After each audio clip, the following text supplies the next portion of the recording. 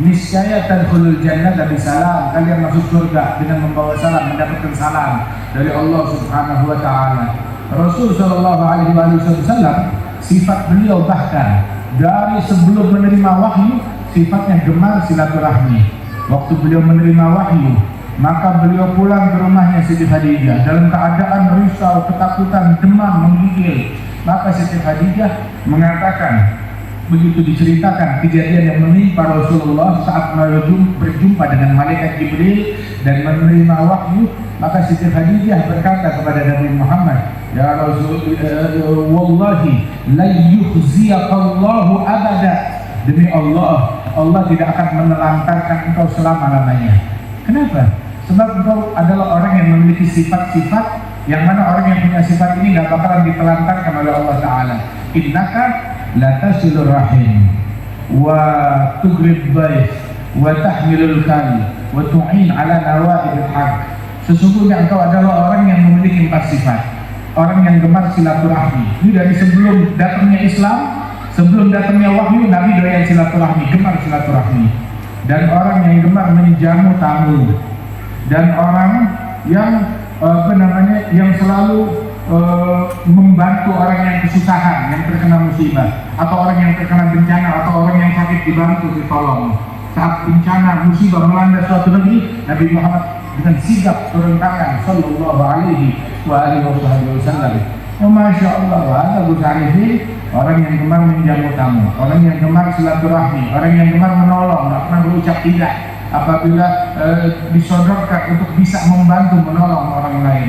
Bahkan akhlaknya Nabi besar Muhammad sallallahu alaihi wasallam. Allah fi auni al-'abd, maka al-'abdu fi auni akhihi.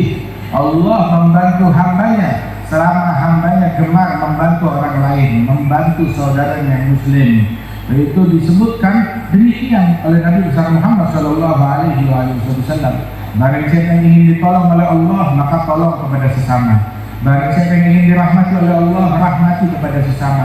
Sangka baik kepada manusia, terutama kepada kaum sholihin, orang-orang soleh. Orang-orang soleh, ya, dengan pakaiannya, dengan sholatnya, dengan ibadahnya, dengan majelisnya, mereka adalah orang yang paling berhak dengan husnudzon tersebut. Bahkan jangankan kepada orang-orang tersebut, bahkan kepada orang yang biasa aja kita harus husnudzon, harus sangka baik. Sebab husnudzon perangai orang-orang yang beruntung. Su'udzon, prasangka buruk, adalah perangai orang-orang yang sial. Waliyadzubillah min dzalik. Orang yang punya husnudzon gak bakalan kecewa walaupun prasangkanya meleset. Orang yang berprasangka buruk gak bakalan beruntung walaupun prasangkanya tepat. Waliyadzubillah min dzalik. Itu disebutkan oleh Nabi Muhammad khaslatan laisa fawqahuma syai'un minal khair, husnudzan billah wa husnudzan bi'ibadillah, wa khaslatan laisa fawqahuma syai'un minasy syarr, su'udzan billah wa su'udzan bi'ibadillah.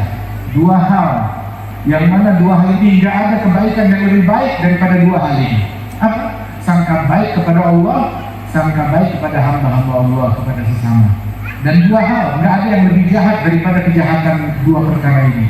Sangka buruk kepada Allah dan sangka buruk kepada hamba-hamba Allah. Sangka baik, kita nggak ada ruginya untuk berprasangka baik. Itu disebutkan bahwasanya inna ba'dadh-dhanni ithmun wa la tajassasu wa la yaghtab ba'dukum ba'd ayuhibbu ahadukum ayyakula lahma akhihi maitan fakaridumu.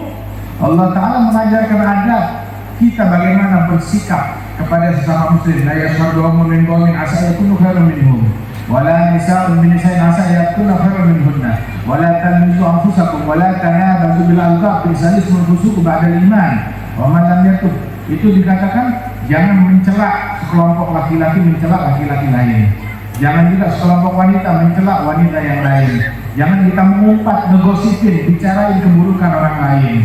Jangan juga kita itu walaupun bentuk gosipnya itu dengan isyarat, dengan lirikan mata, dengan mimik wajah dan muka. Jangan berprasangka buruk. Sedikit prasangka adalah perbuatan dosa.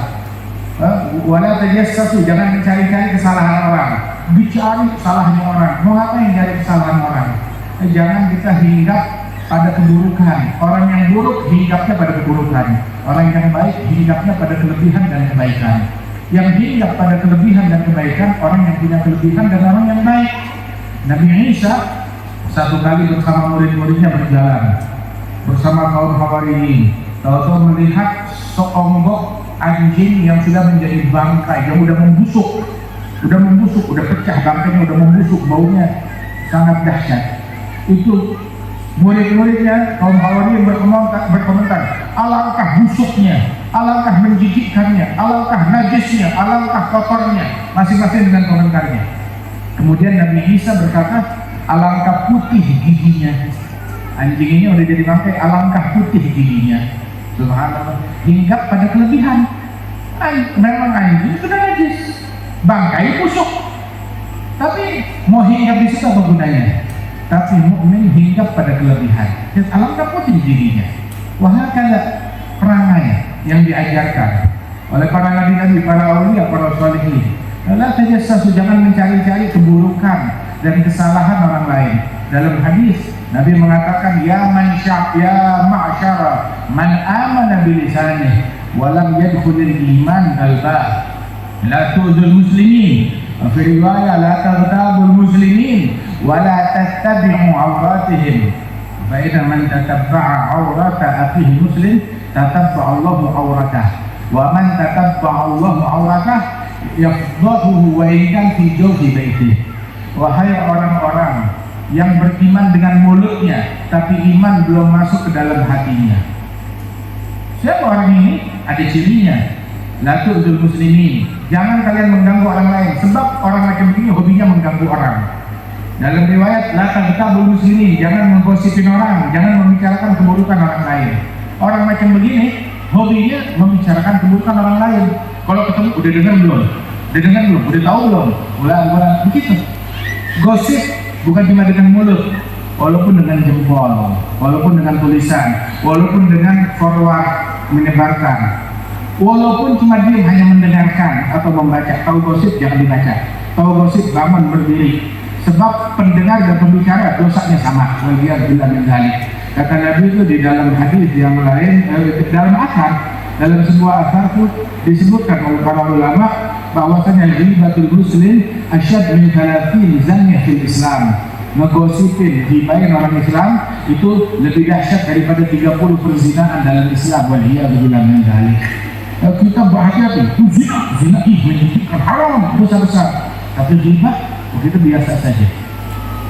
Padahal ini ada sesuatu dosa besar yang diharamkan oleh Allah Subhanahu wa taala. La tu'dzul muslimin, jangan mengganggu orang Islam, jangan juga membicarakan keburukan mereka. La tattabi'u awratihim, jangan mencari-cari aurat dan kesalahan dan kekurangan mereka. Sebab yang mencari-cari kekurangannya muslim lain, Allah bakal cari kekurangannya. Enggak ketemu kekurangannya, pasti ketemu kalau Allah Ta'ala yang cari. Dan apabila sudah ketemu, bakal dipermalukan oleh Allah Ta'ala walaupun dia sembunyi di dalam rumahnya sendiri. Waliyadzubillah min dzalik. Nabi bilang, man satara musliman satarahullah fid dunya wal akhirah. Yang menutupi seorang muslim, menutupi, oh dia ada salah ini, jangan dibongkar. Yang menutupi muslim tersebut, Allah bakal tutupi kesalahan hamba tersebut di dunia dan di akhirat.